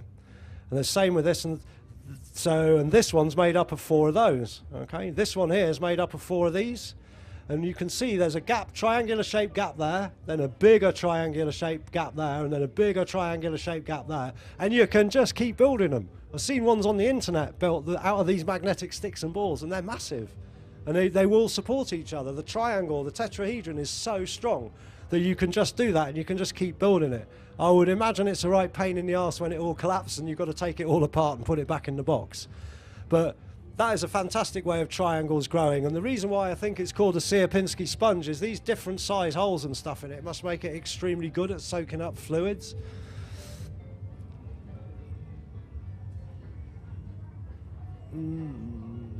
Okay. Oh, I'll just give you a picture of that. I want to show you that as well. There's your fractal that I couldn't show you earlier.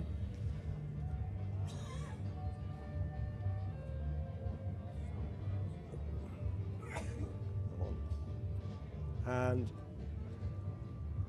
there's a fractal cauliflower. So it's like a man on a vegetable. So that's a little bit of stuff about growth. Some of these things form together. This was another thing. We called them platonic solids, platonic forms. That particular shot that's turned up at one stage, I think these were found at Skara Brae, this particular set. But the point is they're very, very old indeed. Because they're stone, we're not quite sure how old they are, but I've also seen a set that's made out of crystal. And they all come from well before Plato's time, we can be sure of that. But here you've got effectively got a dodecahedron, an icosahedron, an octahedron, a cube, and this is probably a tetrahedron. They did cube octahedrons as well. So they had a good grasp of these basic geometries. They would have seen them in the world around them, I'm sure.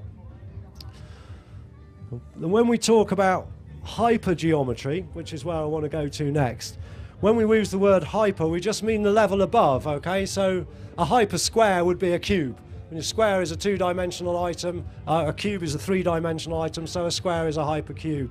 A cube is a hypersquare. One of the easiest ways of thinking about hypergeometry as well is with the cube. So if you imagine we've got one cube here, okay? If we imagine that we stick a cube, imagine we got another 6 cubes, Ross, and we want to stick one of those 6 cubes onto each of the faces of this. So what we end up with is a 3-dimensional Swiss cross. Can everybody imagine that?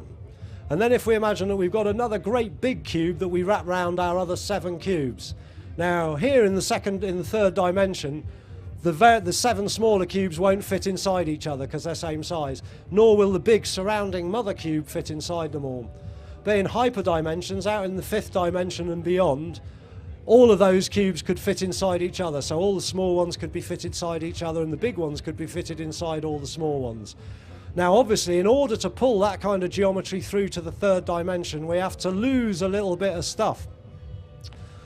And here's a nice example. Here's another hypercube. This is a hypercube made out of brass. It's called a tesseract. It's a very magic little shape. I advise you to come up and have a play with it afterwards. The thing is, can you see how there's kind of squashed cubes in here? There's the face of a cube, there's another face of it, and it's wedged in there. There's 4 of them on that side. Can everybody, you might have trouble seeing them because it's a bit of a way away from you. But the idea is it's got 1, 2, 3, 4 cubes on that side and another 4 on this side, and they're all springing from a point in the middle here which we can't see. They're kind of exploding into our reality from there. So in order to see this hyperform, we've lost the actual shape of the cube.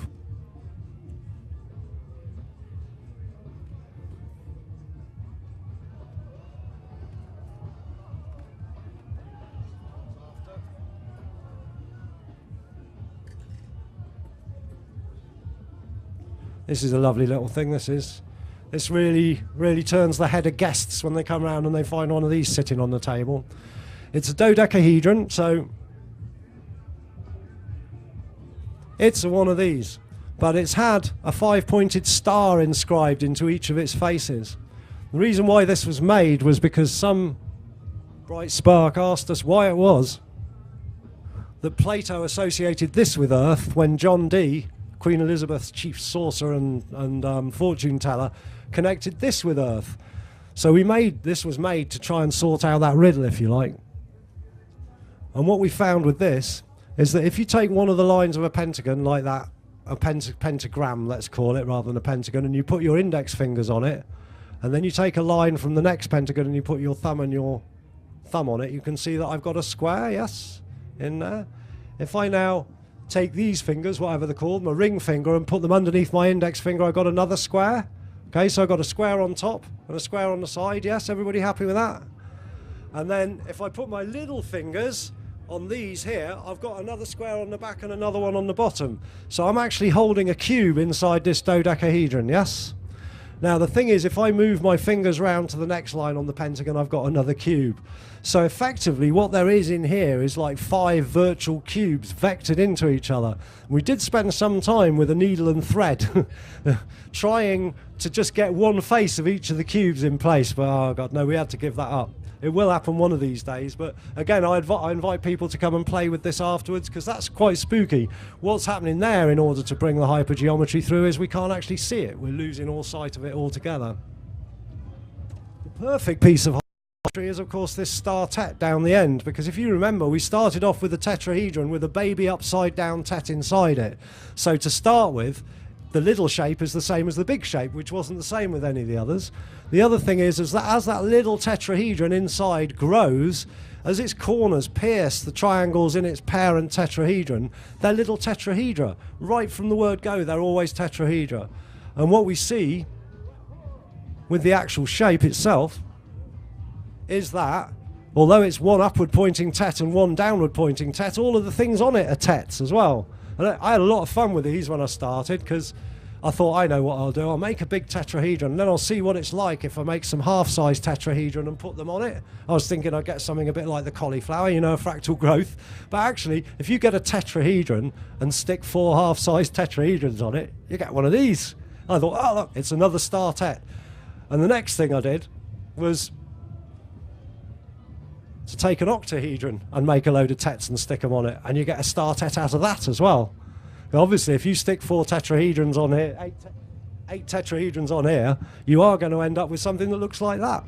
You know? And if you look carefully inside this star tet at the end here, you'll see that there is an octahedron in it. You see it in the middle here? There's actually an octahedron in there. And if we remember, that's the symbol for fire. The tetrahedron's the symbol for fire. So fire and fire gets air in the middle of it. I really love that. I like the mixture of earth and air as well, because that's called Adam's earth. So obviously the mixture of earth and air which enables us and all the other living beasties to be here.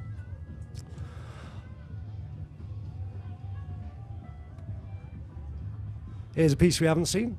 Here we go. Now here we're going to start looking at the shape of the sub-ether here, because this is, I'm going to need that. Because what this actually is 2 star tetrahedrons. If I hold it like that, can you see the 2 star tetrahedrons right next to each other? Well, I can prove it to you by adding this star tet to the end, okay. Right, so everybody's happy with that. We can see we've got 2 star tetrahedrons here, and there's another one. Now, if we look carefully at this piece here, you'll see facing you a square, okay? Can everybody see that square in the middle? Just here. And if we look round that square, we can see that it's got a triangle here, and a triangle here, and a triangle here, and a triangle there. And we've seen that shape before today, have we not? This one, the cube octahedron. So, sitting in the middle of your 2 star tetrahedron is a cube octahedron. This turns out to be the absolutely central piece. When I stuck that other star tet on the end of it, there was another cube octahedron in there. Now, I've actually got a shape which is unfortunately away being repaired at the moment, but it's made up of about 9 of these set next to each other and on top of each other. And what it actually makes is a giant star tetrahedron bounded by a giant cube octahedron. You won't be able to see that this time round, but it's a fantastic shape. And the other thing is that our cube octahedron in the middle of this has got a load of lines going into it, okay? It's like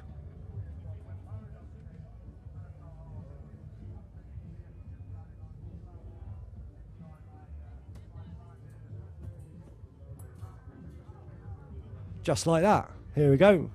So here you've got a square with the triangles round it, and with all of the lines pointing into the middle.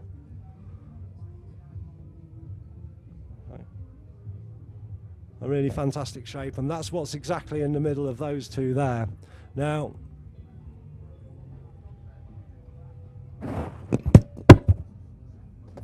sorry about your tackle, guys. You have to take it out of my wages. Up here we've got a cube octahedron with the stellations pointing outwards. Now, I like to imagine that inside there is a cube octahedron with all the things pointing inwards like this, energetically, and then right in the middle of that is another cube octahedron with them all pointing outwards, everything nested in and out forever. And the punchline, if you will, we've probably whipped through this a bit quicker than normal because of the slightly scrambled approach, so I'm sorry for that, but the kind of punchline of this piece is here.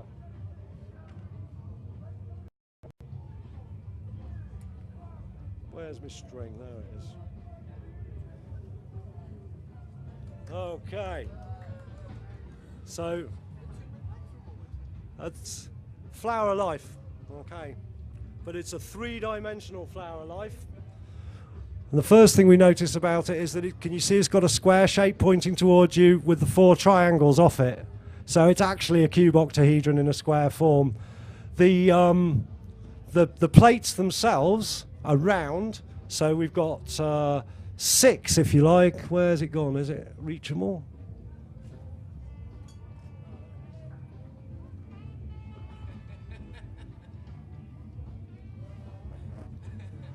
We've got 6 of these kind of interlaced. So they're all round like this one is, and yet when we spin it, you'll see that it goes round and then egg-shaped.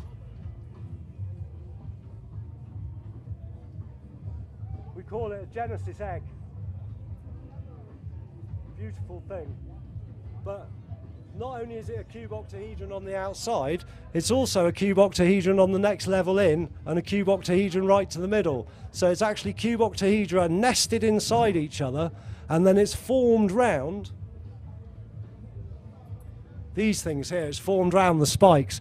Now, so effectively the one I've got, which is 9 of those arrays all stuck together, is the shape of the kind of ether. It is the kind of basic pattern upon which everything is built.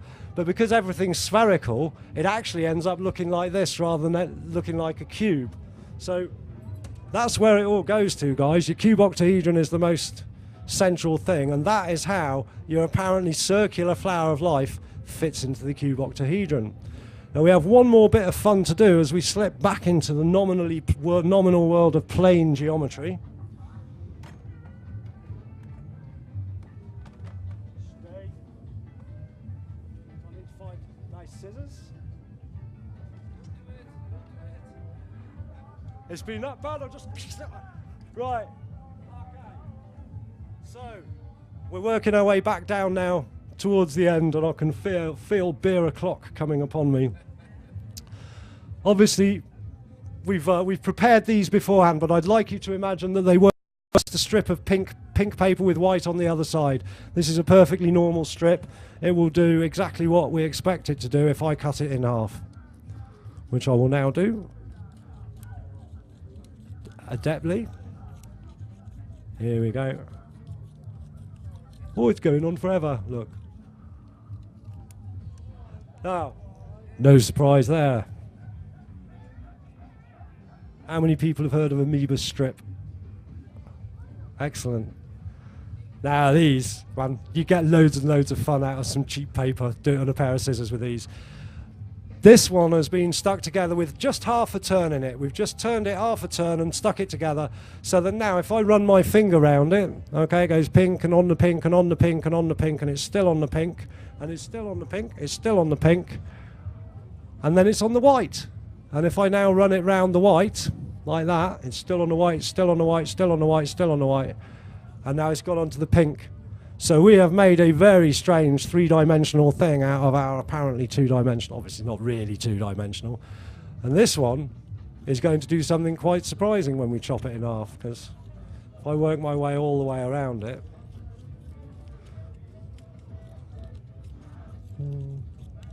this is one you can't prepare earlier because people wouldn't believe you see. I cut it in half like that.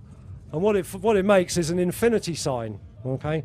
Now I used to say if I had an infinitely sharp pair of scissors, I could go on doing this and it would just get bigger and bigger until some smart ass turned up and picked up the scissors at the end of the talk and said, "No, look, this is what it does." So now I've got to go all the way around it again for your benefit.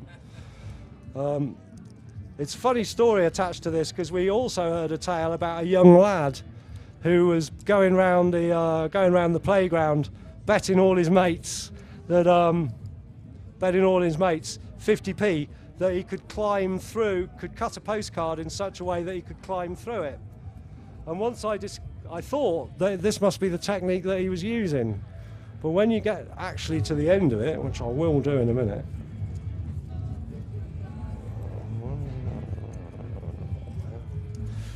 talk amongst yourselves. I normally have a bigger pair of scissors. Come on, you rat. Have I missed me?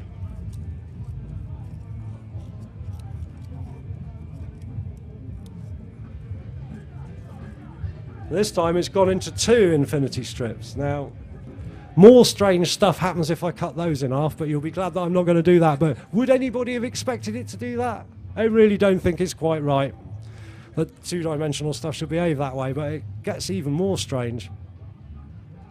This is the same as the other amoeba strip. It's got half a turn in it. But this time I'm going to start cutting it on my left or your right, whichever you prefer. By the way, the lad with the postcard, it is possible. Rianne, my friend, we actually got a postcard at home which she worked out how to cut so that you can actually step through it. So at some point we might go down the pub and try and earn some 50p's from people. But lost my way. Have to go. What's happening here?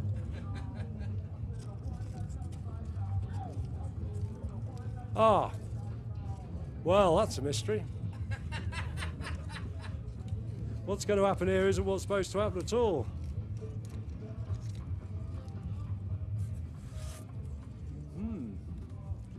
I'll try again on this one. That's going to be easy, because normally what should happen, hopefully it will, but as I cut my way round on the left-hand side, I'm supposed to find my way. Do me a favour, mate. Off you go. Thank you. It should do. It should do. They say simple tasks get more complicated in front of experts. There we go, it's worked this time. That's where I started my cut on your right and my left, and I've now turned up here on my right and your left. And if you keep going around,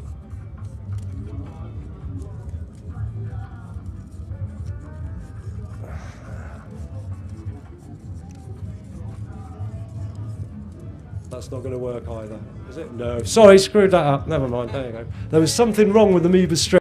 What should have happened there, and that should have been the finale, so that's a great way of finishing, isn't it? What should have happened there is you actually end up with one little ring and one ring that's twice the size by starting a third of the way across. Or probably it's a third and 2/3 or something.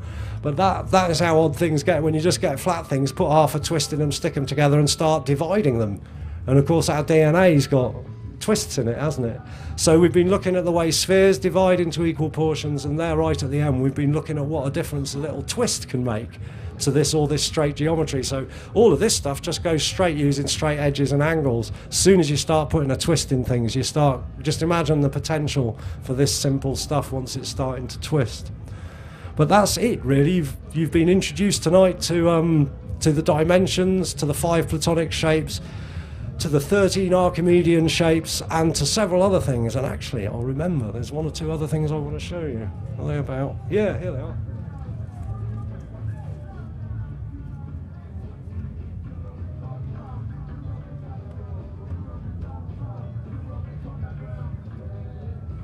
Right, do these first then. I've got some little crystals in here.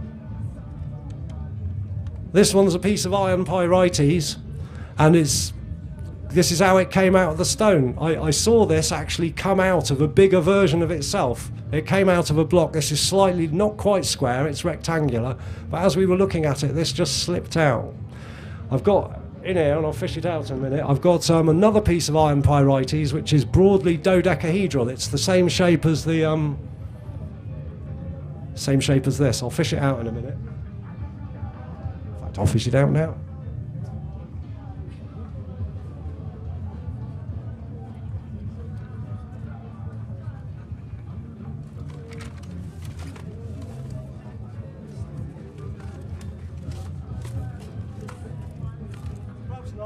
Find it afterwards. Things continue to go swimmingly. So, we'll have a look at these instead. This is a tiny little piece of garnet, rough garnet, which is exactly the shape of an octahedron. And this is a little bit of hematite, which is also exactly the shape of an octahedron. Shape. This is another piece. This is a rough garnet. I invite you to come and have a look at this afterwards, because it introduces us to another set of 13 shapes.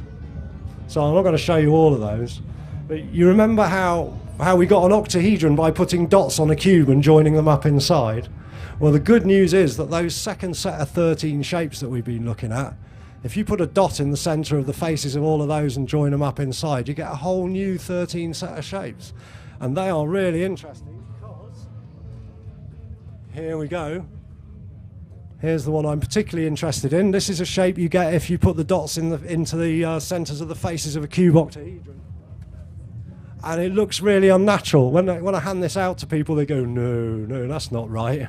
It kind of looks like 4 cubes in the space of 3. It was my shape of the year for at least 2 years running. But imagine my surprise when I was given this piece of rough garnet, which I swear you can come and have a look at it yourself, folks. This is the same shape as that. So the crystal world knows about Archimedean jewels. And whilst we're on the subject of the Archimedean jewels, there's a couple of other interesting points about them.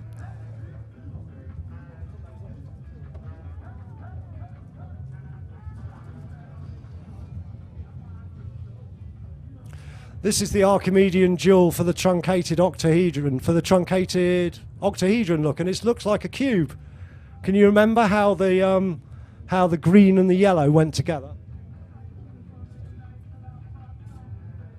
How these two were reflections of each other?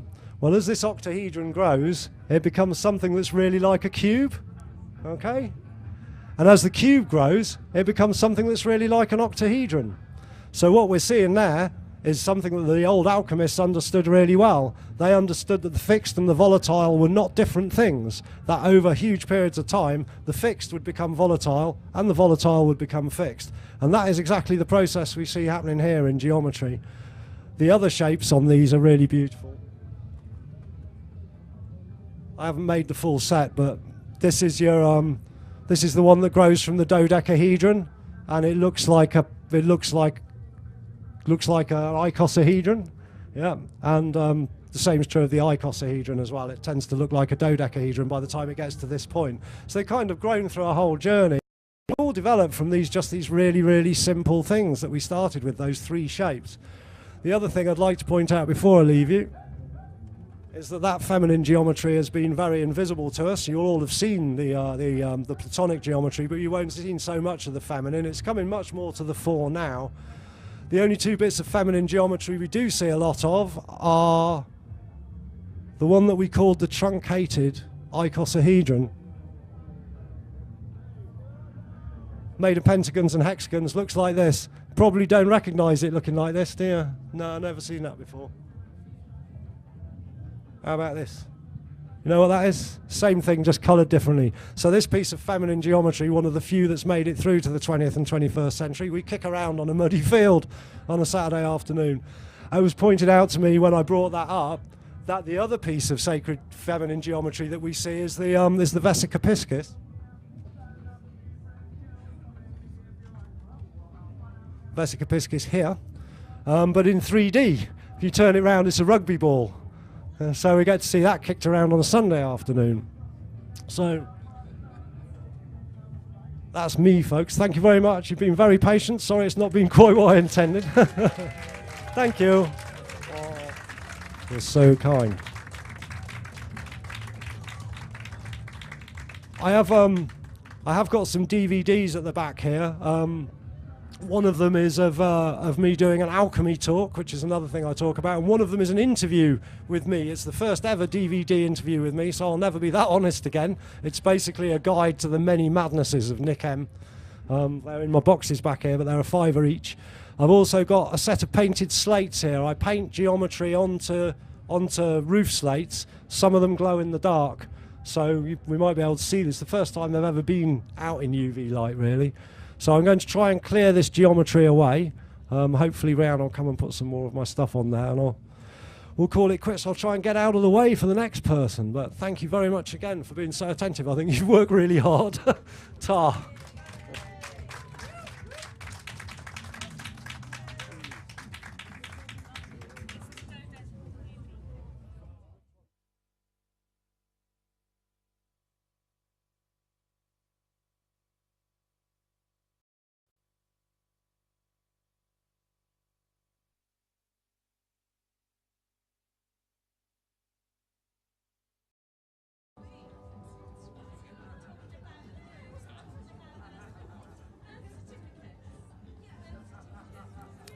Welcome everyone to the last evening of Avalon Rising. Please come in, take your seats for a remarkable experience which you're about to have with Nick M, who's going to be talking about sacred geometry in a rather spontaneous and fun way. So welcome to Nick M's Sacred Geometry Play Shop.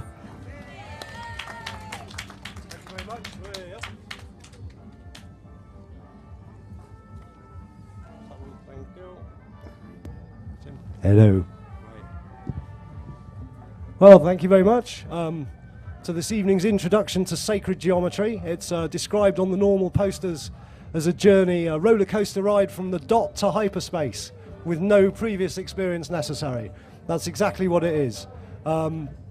I'd like you to remember as we go through this, I'm going to do a bit of description, but there's always going to be pictures of, or nearly always pictures of what I'm talking about. So you can kind of imagine it in your head, but I'll show you pictures of it anyway. Bear in mind that actually the geometry is going to be doing all the talking to you. You've got resonant counterparts for all this stuff inside your bodies, and all I'm doing here is spoiling the silence. So it doesn't really matter too much. The thing is, it's a really beautiful story. It's got a bit of a density warning on it. There is an awful lot of material in this talk. We're going to do basically a term's work in about an hour and a half. Also, to my knowledge, the information actually in this form isn't available in sort of a printed form or anywhere else. It's been kind of assembled from a whole load of sources, to which I'm really grateful, really. But so you will find yourself wandering off a little bit every 15 minutes or so. It's very difficult to concentrate anyway, but believe me, the information will go in no matter. Each of us are made up of billions of lines and centres of vibrating energy, and the distribution of this energy is governed by the same geometries that define the cosmos. From the tiniest quantum event through all of biology to galaxies and the hearts of stars, these are the shapes that consciousness built, that make the house that consciousness built. There'll be no sums in this talk, just shapes and images. Your biological system is already ready to receive all of these bits, and sometimes there won't be time here. Sometimes I can do kinesiology, which shows that these are physically welded into your system, these shapes. Having said all of that, considering it's so intimate to you, it is, of course, it's pretty unfamiliar. The very phrase itself is a bit puzzling. Sacred geometry. We've heard a lot in this tent this weekend about geometry. Geometry is the measure of the earth, if you like, because Earth is where we discovered it all. Actually, I prefer to define geometry as the way that number fills space. So we're going to see how it moves from a simple dot into all of this multiple forms that we've got in front of us. The word sacred also, of course, is a little bit difficult. You can find lots of dictionary definitions. I choose to define it as that which remains whole over time, because we're aware, are we not, that our science is a green triangle in the middle. You could fit 4 orange triangles into the green triangles, 4 yellow into the orange, and 4 pink into the yellow. So what's happening here is each triangle is effectively a quarter the size of the one above it. And you can already see, can you not, that we're getting a lot of beauty from just replicating a half-size triangle and sticking it onto the edge. But there are other quite remarkable things about this shape. For example, although I started with the pink triangle and stuck all the others on, if you look down here, you can see that they're all forming a straight line. Can everybody see that? These triangles here, despite the fact they were added, if I drew a triangle round this triangular shape, I could keep adding and add an infinitely sharp pair of scissors and an infinite supply of coloured card. I could keep cutting smaller and smaller triangles and sticking them onto this, and they would never break outside the line. That's one of the important things about living in the third dimension, is that you can't grow without taking up the space of something else. If you put something in a box and grow it, eventually the box will become full. Well, one of the things this is telling us is that in a certain way, things can grow. The surface area of this can grow infinitely as I add more triangles to it, but it would never step outside its original bounds. Now, that's something that happens in higher dimensional space. Somewhere in higher dimensional space, all of us are sharing a space energetically, and you wouldn't be able to see the difference between us. The third dimension is here to separate us. And that generates directly this sort of beauty. Now, of course, I can use the same triangles to grow the thing inwards as well. So there's a green triangle with an orange triangle, with a yellow triangle, with a pink triangle. So once again, you could keep adding more and more triangles to this, and it could grow inwards and outwards without ever treading on its own feet.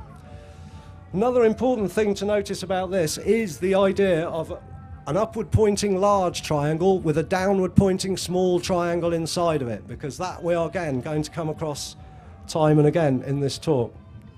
So I'll just rest that down now.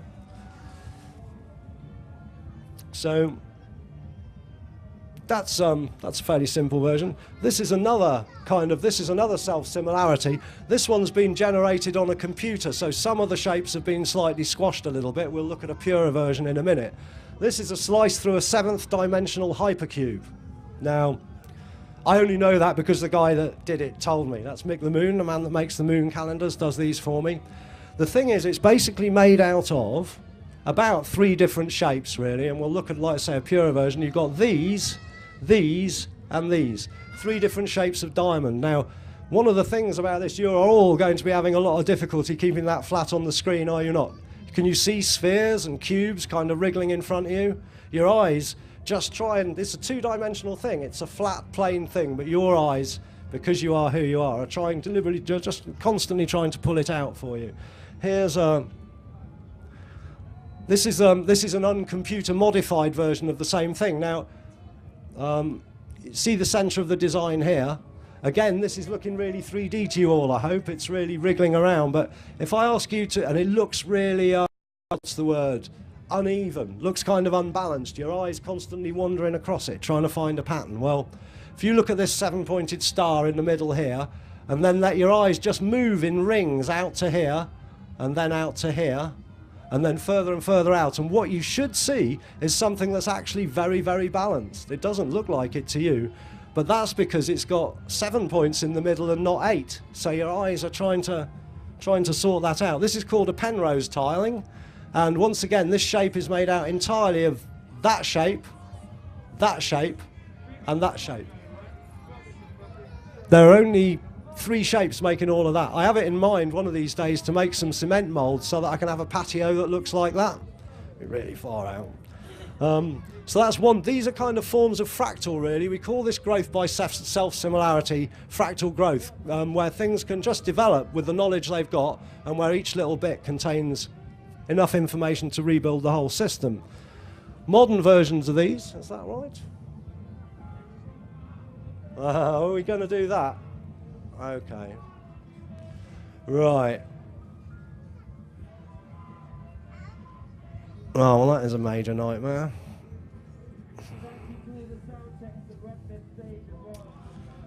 I'm not using my own computer, and these slides are no longer in the right order. So I'm just thinking about how exactly I'm going to deal with that. With some bloody difficulty, I think. Very difficult to do that, John, because none of these aren't where I want to go at all at the moment. Also, they're all squashed, so they ain't going to look very good.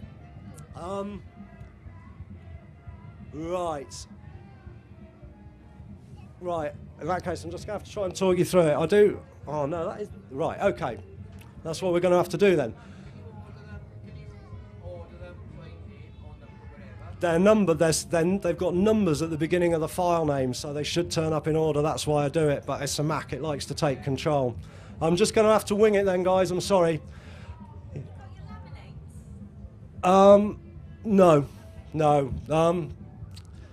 So what would normally happen at this point? What would normally happen at this point is I would show you a fantastic multicoloured picture of a Juliet or a Mandelbrot set. It's absolutely amazing fractal. The actual maths for doing fractal designs like that were first thought up by a chap called Leibniz about 200 or 300 years ago, but we couldn't actually produce fractals so that we could look at them until quite recently. And that meant that we could see these fantastic coloured shapes that were forming as a result of very simple arithmetic expressions.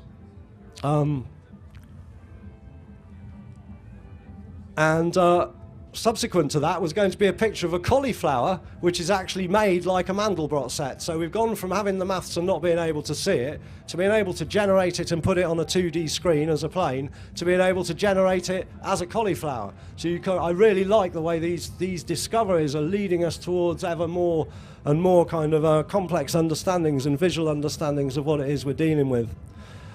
I want to talk a little bit about dimensions. It's quite hard for us, being 3-dimensional creatures, to imagine what it might be like living in a 2-dimensional world. And we're going to be dealing with plane shapes. This is a triangle. It's a plane because it's kind of flat and it's got no edge to it.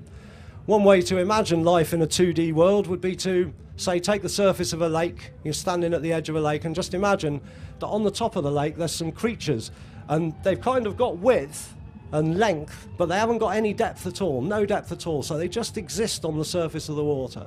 Now, if you imagine you go and put your leg into the water, these creatures are just going to be aware that a hole's forming in the middle of their community. The guys around the edge won't see anything, but the critters around your leg would just be aware that they're moving apart.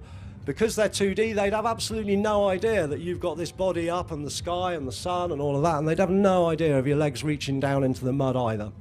They would, just like I say, see this kind of hole. Now, some of you might have seen, I think it's What the Bleep, they actually had a kind of a demo of how that would work. The slides I normally use show what would happen as a sphere drops through flatland. So if you imagine you've got these creatures that have got width and length but no depth, as a sphere comes down into their world, the first thing that will happen to them is a tiny little hole will appear in them. And then as the sphere falls down, the hole will get bigger. Once the sphere is halfway through flatland, they'll have a big hole in the middle, okay? Now, the guys at the edge, they're just going to be aware that they're getting a bit crowded. Nobody can look above it and see anything. We'd be able to if I had the slide, because we're three-dimensional critters. As the sphere disappears, as it starts falling below flatland, the hole gets smaller, and once it's almost disappeared from flatland, they just have a little dot, then pluck. Now, they've got no idea that was a ball. All they've seen is a series of different circles with no thickness on them. If you dropped like a pipe, something like a smoker's pipe with a pipe stem on it, as that goes into flatland, as the bowl goes into flatland, you just get a little dot. And then as the bowl falls further in, you get a bigger circle. And then maybe this bit of the pipe goes in and that bit. So you'd end up with some little shapes as well as the circle. And they'd change, they'd elongate, the circle would get smaller. And once the pipe's disappeared, again, it's no longer there. Now, the thing is, because of the way the pipe's built, what the creatures would see is just a series of apparently related but not connected events. Now, we can see the second dimension because we're above it. I can see this plane thing because I can look down on it. I'm a third-dimensional beastie. Now, one of the theories is that we can only see a dimension because we live in the dimension above it. So we might say that because we can see the third dimensional, we must be at least fourth or fifth dimensional entities, which is an idea to which I particularly adhere. You can do stick diagrams. We've seen, you can see how this thing wriggles about. You can do a diagram of a cube that does the same thing. When you look at it, if you look at it one way, the front of the cube will be pointing at you. And if you look at it another way, the back of the cube will be coming out to you. And you can constantly being rewritten as something's discovered. The thing that we thought yesterday is no longer believable. Same with our religious texts. They get developed over time. The Bible gets kind of tweaked about every 200 or 300 years to make it suitable for the population to which it's currently being presented. Well, the information we're looking at tonight is older than all of our oldest texts. It was probably written down about 350 BC by a chap called Euclid, who was a Greek. And since that time, it hasn't changed. This information has remained absolutely consistent, and that, in my opinion, is what makes it sacred. We've learnt a little bit more about the nature of geometry. We've learnt a whole lot more about how it applies. I mean, anybody who saw John Byde's talk, or the talk earlier on this afternoon with the house-whispering gentleman, Christian, all of those were applications of the basic principles I'm going to talk about here. It's at the foundation of the human design. Your immune system is geometrically based. That's how, in its uninterrupted, in its uninterfered with state, your immune system can deal with things that have never been seen on planet Earth before. And that's because these geometries are true throughout the cosmos. Whatever it is you get in your system will be geometrically based, and so can be dealt with a geometric solution. Your immune system knows this, right at the heart of you. Much of this also can be done with no maths and no protractor, no means of, if you like, of measuring angles. You can do it on a piece of paper just with a straight edge and with a pair of compasses and a pencil. If you're doing it outside, you can do it with a peg and a rope on the ground and some spray paint or sand or what have you. It's very simple. I always recommend that if you feel fired up by what you see here, then one of the best ways you can engage with this material is to go home, get a piece of paper and start drawing it. And eventually you'll find yourself doing these marvellous things that Louise has done for us around the place. This is where geometry leads you if you start experimenting with it. The principles of this geometry have been used in all of our sacred spaces as well, so it doesn't really matter whether you're dealing with a burial mound or a barrow or a church. All of them will be bounded by these geometric boundaries that we're talking about. So that's a quick intro.